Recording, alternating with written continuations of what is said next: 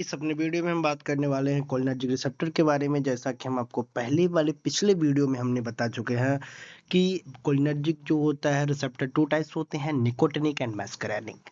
जो स्पेशली हमने वहां तक आपको डिनोट किया था। So characteristic important subtype of the muscarinic receptor, specially पहला फर्स्ट पाथवे करते हैं हम, जिसमें हमने आपको बताया था कि ये टोटल 5 टाइप के होते हैं, बट मेनली जो होते हैं वो 3 टाइप होते हैं।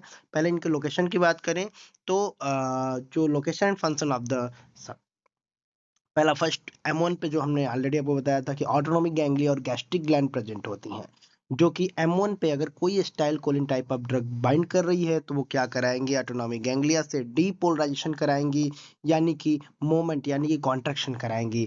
दूसरा अगर हम बात करते हैं वो गैस्ट्रिक ग्लैंड, अगर वो पे क्या रिस्पॉन्स होगा तो वहाँ पे हिस्टामिन प्लस रिलीज होगा, प्लस एसिडिक सिक्रीशन जो होगा वहाँ पे वो इंक्रीज हो जाएगा।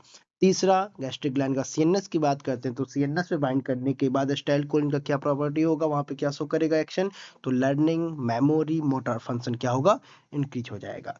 नेक्स्ट, जैसा कि मैं आपको बता के रखा हूँ, M1 एंड M3 ये जीएस टाइप ऑफ रिसेप्टर होते हैं, यानी कि स्टिमुलेटरी रिसेप्टर होते हैं।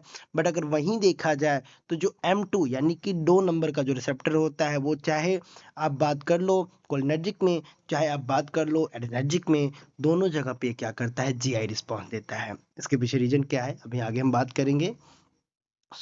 अभी M1 कैसे ये जो स्टिमुलेशन किया, कैसे किया, तो इसके नेचर की बात करते हैं।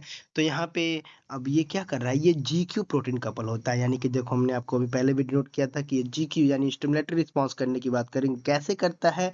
तो ये ट्रांसड्यूसर मैकेनिज्म जो इसका है कि IP3 डैग पे बाइंड करके उसके IP3 डैग के रिस्पॉन्स को इंक्रीज करता है, जहाँ से IP3 डैग पे कंबाइंड करने के बाद साइटोसोलिक से जो होता है कैल्शियम को इंक्रीज कर लेता है, यानी सार्कोप्लाज्मिक रेटिकुलम से कैल्शियम की सेक्रेशन को एक्टिवेट करके इंक्रीज कर देता है, या फास्फोलाइपेज प्लस पीजीएस सिंथेसिस को एक्टिवेट करके ये क्या कराता है, वहां पे एक्टिवेशन कराता है, अपने रिस्पॉन्स को शो करता है। नेक्स्ट अगर हम बात करें तो यहाँ पे आगे दूसरे M2 की रिस्पॉन्स की बात करते हैं। तो M2 जैसा मैंने आपको बता के रखा कि जो M2 है उस पे आपका जो प्रेजेंट होता है वो कार्डियक प्रेजेंट होता है, यानी कि हार्ट प्रेजेंट होता है, और सीएनएस प्रेजेंट होता है। ठीक है, तो जैसा हम उसके रिस्पॉन्स को देख रहे थे, हमने कह के रखा है कि जो ये होता है M2 रिसेप्टर होते हैं, ये GI टाइप के रिसेप्टर होते हैं या G0 टाइप के, जैसा कि आप देख सकते हो नेचर में यहाँ पे ऑलरेडी शो करके रखा है कि जो ये होते हैं GI या G0 टाइप के प्रोटीन कपलर होते हैं, जो कैसे GI रिस्पॉन्स को करते हैं, तो पोटेशियम चैनल की ओपनिंग करा के CAMP को एक्टिवेट करके ये क्या करते हैं, वहां पे डिक्रीज करके ये GI रिस्पॉन्स करते हैं, यानी इनहिबिशन कॉज करते हैं।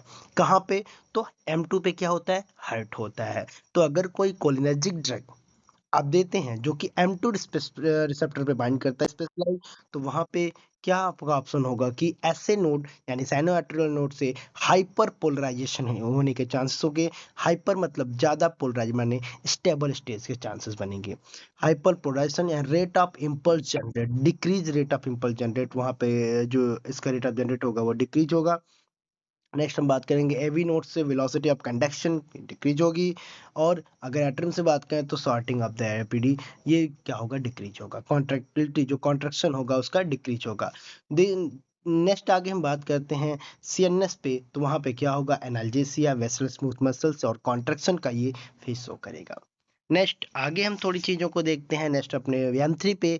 तो M3 पे जैसा कि मैं आपको पहले से बता के रखा हूँ कि यहाँ पे स्मूथ मसल्स होते हैं, उसके बाद फिर एक्जोक्राइन ग्लैंड होते हैं, एडिपोज टिश्यू होते हैं, ये सारी चीज़ें हमने आपको ऑलरेडी बता के रखा। तो यहाँ पे हम रिस्पॉन्स दिखाते हैं आपको डायरेक्टली कि ये क्या करता है, ये GS टाइप का, GQ टाइप का रिस्पॉन्स करता है। देखो नेचर में देख लेते हैं पहले, GQ यानी कि स्टिमुलेटरी एक्शन परफॉर्म करेगा, जैसा कि विसरल स्मूथ मसल्स पे कॉन्ट्रैक्शन कराएगा, आइरिस पे क्या कराएगा, कॉन्ट्रैक्शन कराएगा, contraction of PayPal ciliary muscles पे कॉन्ट्रैक्शन कराएगा, एक्सोक्राइन ग्लैंड पे सेक्रेशन को इंक्रीज करेगा, वेस्कुलर एंडोथेलियम रिलीज ऑफ एनो, वहां पे वैसोडाइलेशन करा देगा।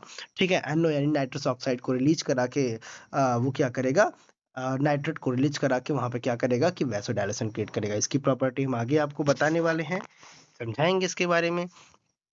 तो आगे हम देखते हैं इसके निकोटिनिक रिसेप्टर के बारे यहाँ पे थोड़ा देख लेते हो तो मस्करानिक था।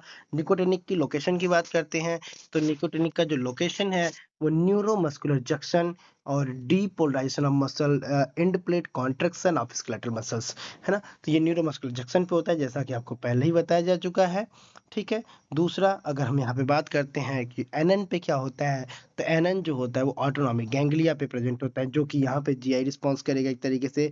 कैसे करेगा, तो यहाँ पे नीचे ऑलरेडी आपके यहाँ पे दिया पड़ा है ट्रांसडक्टर मैकेनिज्म जो इसका है कि ओपन ऑफ द कैटायन यानी कि सोडियम पोटेशियम और कैल्शियम चैनल, यहीं से जाके वो क्या करता है कि अपना रिस्पॉन्स शो करता है। नेक्स्ट ऑटोनॉमिक गैंग्लिया क्या करेगा, डीपोलराइजेशन और ये प्रोस्टाग्लैंडिन इंपल्स कर देगा, यहाँ पे मतलब मूवमेंट कराएगा, ठीक है। आगे डिपोजिशन कॉन्ट्रैक्शन कर देगा। एड्रिनल मेडुला क्या करेगा कि कैटेकोलामाइंस को रिलीज कर देगा। सीएनएस साइड से क्या करेगा, तो स्पेसिफिक एक्साइटेशन और इनहिबिशन कराने के चांसेस होंगे। So thank you so much. और थोड़ी सी इसके ड्रग के बारे में देख लेते हैं। जैसे इसमें जो यहाँ पे एगोनिस्ट यूज करेंगे वो पीटीएमए और निकोटिन यूज करेंगे एनएम के लिए, और एनएन रिसेप्टर के लिए जो डीएमपी और निकोटिन की यूज करेंगे। अगर इसी के एंटागोनिस्ट की बात कर लें यानी एफिनिटी बट नॉट इंसेंसिटिव मतलब कि रिस्पॉन्स को रिड्यूस करना है तो ट्यूबोकुरेनिन, और यहाँ पे दूसरी बात कर लें एनएन के लिए तो हेक्सामेथोनियम। ये मेन इंपॉर्टेंट ड्रग होते हैं जो इनके लिए रिस्पॉन्सिबल होते हैं। Thank you.